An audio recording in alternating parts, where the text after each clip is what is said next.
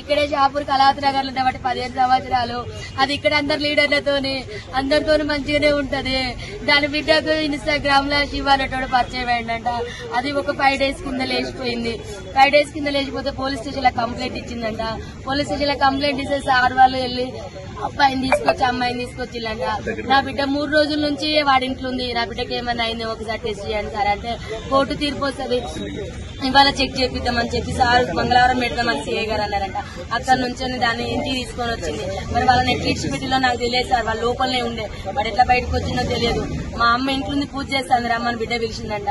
వెనకాలకెళ్ళి చెల్లె పూజ చేస్తాండి. వెనకాలకెళ్ళి తన చున్ని తీసుకొచ్చే వెనకాలకెళ్ళి వేసి బుద్ధి చంపేసింది సార్. చంపిన తర్వాత నా చెల్లె చావలేదంట.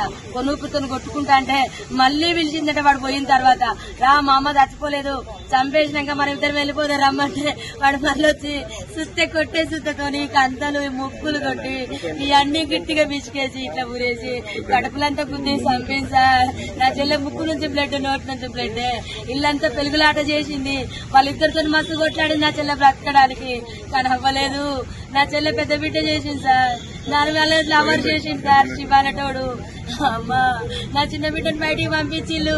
నా చిన్న బిడ్డ ఇట్లా చంపబోవు అది 8 నెలల నుంచి ప్లాన్ చేసిన సీఐ గారికి కంప్లైంట్ ఇచ్చింది. ఇప్పుడు తీసుకొచ్చిల్లు సార్. ఇప్పుడు పొద్దున తీసుకొచ్చి వాళ్ళని ఫస్ట్ కేసు పోయినప్పుడు 2 సార్లు తీసుకొచ్చి